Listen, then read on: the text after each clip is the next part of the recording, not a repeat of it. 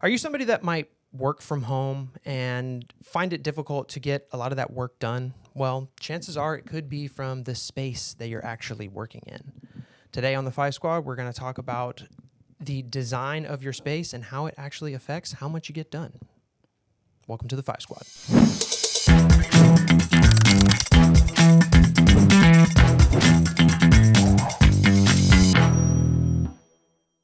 Hello, everybody, and welcome back to another episode of the Five Squad. My name is Evan Andrews. I'm Haley Andrews. And this is my lovely wife. And today we are going to talk about something I actually think is important because I do a lot of this. I work from home for the most part. I would say, last few months it's been 100% from home due to scheduling stuff. But in the last few months, you've been rearranging your home space. Yes, my entire life at home has been under construction, if you will. But but this kind of goes towards the old Chinese art, the feng shui. I was just going to say feng shui. Feng shui. So you don't want to have your bed backwards from the door or something like that. Yeah. The placement of the furniture really actually again, we don't matters. know the science behind it. Really matters with the vibes. But that's what we want to talk about today is kind of optimizing the places that we work, that we live, and how they just help us be better. I think it's like it makes it more productive. It makes it more inspiring. It definitely allows does. those creative juices to flow better. So not everybody will have the luxury of our first kind of topic here for this episode, but choosing the right location wherever it is that I'm talking about inside the building, or if it's outside, it's outside. I mean, but honestly, we do kind of have a way to talk about this because we use in our house, we don't have an office. We definitely didn't have room for both of our spaces, but we kind of use that front dining room area and actually put both offices there. And it kind of 3 desks in a dining room area. It is. Now it's definitely not where we would love to be, but we're making it work, and this can kind of hopefully inspire you to do the same. Yeah, but choosing the right location, I think is crucial, and then within that, the subset is how the things in that location are set up. Yeah. Right? I mean, we've been in our house now we're in year 4 or 3. This will be our 4th year. Yeah. Wow. And I think I've moved my desk. I think I'm on the 6th version. I think you've moved also my desk. Well, that's what I'm saying. Yours was on. I've switched them. I've moved. It's figurated. It's done a whole. And I think it's important to try to move the things around to determine what that right location may be. And that's kind of the same thing if you were in your own office too, even if you're not working from home, moving it around to find that location. Well, it kind of goes back to, so I don't know if you did this as a kid. I did this as a kid all the time. My mom was always like, what are you doing? Did you do it in the middle of the night? Rearrange your furniture? Rearrange your furniture in your room? I didn't necessarily do it in the middle of the night. I just got these weird itches to move them. But I had a huge bed with the drawers under it. I think I had a bed like that too. And it was solid wood and... Yeah, just have your friends come over and all... No, I did it all by myself. And it took me so long to do. And that's why my mom was like, what are you doing? Because you should have asked for help if you wanted to do something like this. But think about you just recently, you rearranged... Okay, you said, I want to buy new shelving. I want to that was more for aesthetic, but... And then I want to get this desk. You got a new desk, the standing whatever desk. Mm-hmm. And I was like, okay, let me know how I can help because I was actually home that day. And you're like, no, I'm good. So you haven't changed much. You want to rearrange it how you want to rearrange it, and that's fine. But so kind of what I mentioned at the beginning is, even in the space that we're in, you don't always have the luxury of saying this is the office. Sometimes you're just it has to be because that's the kitchen. That's the living room. That's the mindset around the location, I think. Sure. Yeah. Yeah.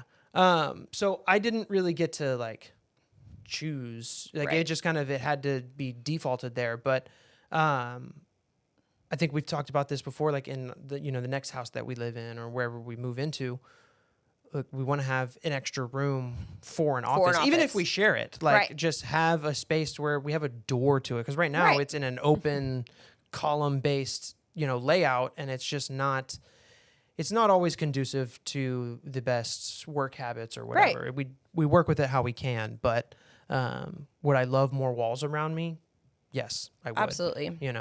But, you know, and I think that goes into like a lot of the challenges that I face from working from home, which is why I have the small cubicle here at our church and all of that, because sometimes I need, and even I say I need to get away from the noise, but I get here and I'm still in an open environment and it's, you know, it's not always exactly the right thing for me, but I think like with everything, there's pros and cons, of course, to all of it. So finding the right space is extremely important, or the location. Yep.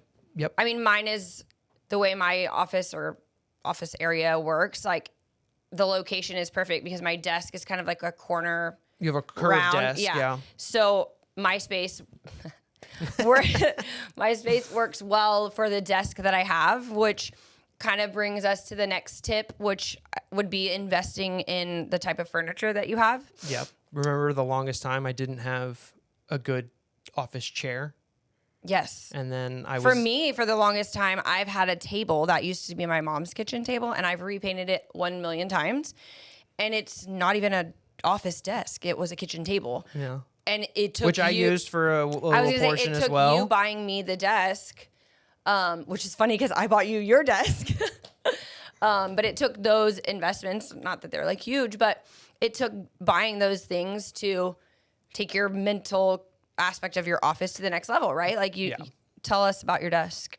I love my desk. That's honestly, it's one of the reasons why I don't come to the church as much anymore, because it's like I got this great thing that really helps with my day in taking those little breaks, and like, cause sometimes can you explain your desk? So my desk is a standing desk. It's on a motor, right? And it, you know, raises and lowers, and you know, sometimes sitting down too much is just bad on the back, and it actually like really is. And being able to stand up, and even if I'm just kind of like propped on it or whatever, I think it's just a mindset transition into like forcing me to work a little bit different. Yeah, I mean, I think a lot of my posture or anything like that. Speaking of that, no, but I think it's a lot of people on social media, especially like for me and the people that I follow, a lot of the female influencers have this standing desk, and then they have, you know, an added with the walking pad underneath. And I think, man, if we all I feel like I need one of those, but I don't know if I really do. But I think, okay, but get it. It would be really beneficial for anybody with the Apple Watch. Like anytime it tells me like time to stand, but I'm at work, I'm like literally in the middle of something. I'm like, this doesn't work for me. But for someone that works from home, I think those desks and those walking pads are beneficial to getting in the exercise, that because we weren't meant to work and sit in a chair in a desk in a classroom or in an office for 8 hours or more a day. Like we weren't built to do that. But here we are doing it. If I'm investing in all of the things to better my health and all that, I think that the next thing I'll get is the the funny beer mug helmet, but I'll put water in it. Oh, so I always you could just get a Camelback. Oh, there you go. We're going to Academy after this episode. Father's Day. But yeah, I think the furniture, the things that we use is very important to our productivity. And if you're sitting pushing forward. If you're sitting in a kitchen chair, you're definitely, which you could when you start out. Sometimes that's kind of what, actually, I don't even have a desk chair. No, yours is a lawn chair. It's a lawn chair. Yeah. But how often do I sit in it? Sure. I mean, really, I move it out of the way. But that's the thing, because the comfort to the aesthetic to the productivity, it actually kind of all goes hand in hand. There's a trifecta of it. There probably is. But I don't think that you can always evenly you divide it up and be like, it's perfect like this. Nothing's ever perfect, never going to be. Right. But touching on that, when you talk about aesthetic, I mean, I think, and this goes more into like the mindset side of how you feel in your environment, but personalizing your space is... This is like one of my favorite things. I would say that personalizing your space is going to be more tailored to somebody that spends a whole bunch of time in that space. Right. Like for instance, like you mentioned, I recently bought a new shelf for my stuff because I've been using something that just a plastic, it's really a garage. It's for garage storage shelving. Because it worked at the time, but then as you, I think, evolve in your business and your position of I honestly your got work. it for content because having it looks that better, right? eyesore behind me was Right. just Well, that's what I was going to really say. bad. That's where my touch was going to be. I mean, I just don't use my home office space as much as like I probably should, because most of the time I'm doing anything jewelry related. I'm either on my phone or I'm in other places. You have the ability to move around. But you see, like at work, I have two spaces. I have an office that I share with my partner, and we have a classroom. Yeah. So my office, because it's just the two of us, literally has just whatever it came with: 2 desks, a chair, and a shelf. But then if you go in my classroom, it's like super me, because I spend so much time there. And also because of what I'm doing in that space and inspiring and teaching. And it's definitely like it is. It's like got to fit your personality. It's got to fit my feelings to be able to inspire what's going on in the space. Yeah. So I agree. Personalizing it is, I don't know, like it's the feeling, that you get when you're in the space. And it doesn't have to be expensive. Like it can be as simple as like a lamp. Like 100%. It can be whatever. Sometime in the beginning, before or when I wasn't working or something like that, I would always buy like really cute dollar store picture frames, and then I would print quotes that I would make, and I would frame around the house.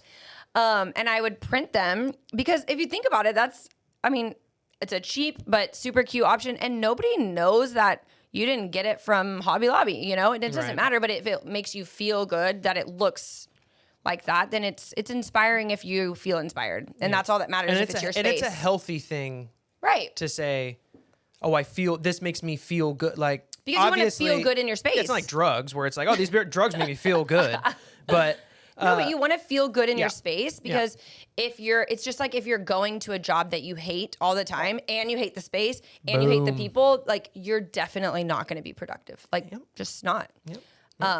And I think those little, like, it's even those not being aware of those small subtleties is what keeps people like it's the little things that anxiety that matter. wheel or whatever, and they're just like, I don't know what it is, but something's not right. You're like, nothing's right.